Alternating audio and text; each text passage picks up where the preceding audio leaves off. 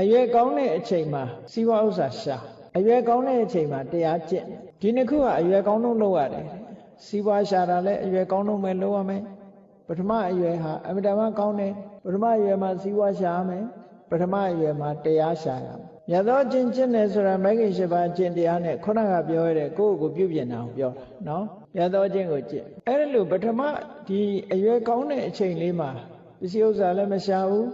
ကိုယ့်ကိုယ်လည်းပြင်ဆင်မှုမလုပ်ဘူးဆိုလို့ရှိရင်ဘာဖြစ်လဲလို့ဆိုလို့ရှိရင်ငါးတွေကုံသွားတဲ့ရေအိုင်လေးနားမှာရေအိုင်ထဲကငါးလေးတွေကိုဖမ်းစားပြီးတော့နေတဲ့ချိုးကြငှက်ကြီးတွေဟာအတောင်ကျွတ်သွားတာနဲ့တပြိုင်နက်သူတို့ကထပြီးပြန်နိုင်ခြင်းမရှိတော့ဘူးရေကန်ထဲကငါးတွေလည်းကုံပြီးသူတို့မှလည်းအတောင်ကျွတ်နေပြီတခြားပြောင်းစရာလည်းအချိန်မရှိတော့ဘူး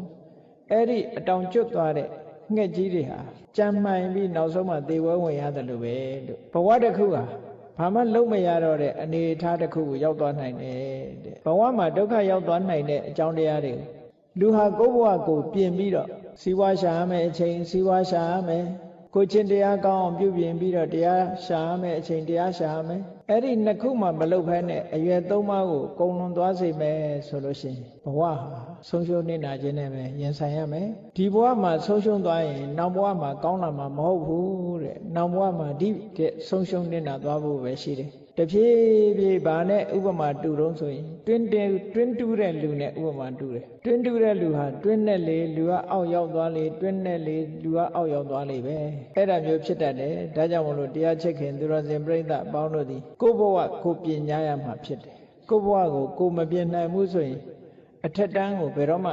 တက်လန်းနိုင်မှာမဟုတ်ဘူးအထက်တန်းတက်လန်းနိုင်မှုရာအတွက်ကိုယ့်ကိုချစ်ခင်မြတ်နိုးတဲ့ပုဂ္ဂိုလ်တွေပြီးကိုယ့်ဘဝကိုထိန်းသိမ်းဆောက်ရှောက်ရမယ်အကုသိုလ်တွေမဖြစ်အောင်ထိန်းသိမ်းဆောက်ရှောက်ရမယ်ကုသိုလ်တွေများများရအောင်ကြိုးစားအားထုတ်ကြရမှာလို့ဒီလိုကိုယ်စီတတိတရားရပြီးတော့ကျင့်ကြံကြိုးကုပ်အားထုတ်နိုင်ကြပါစေကုန်သတည်း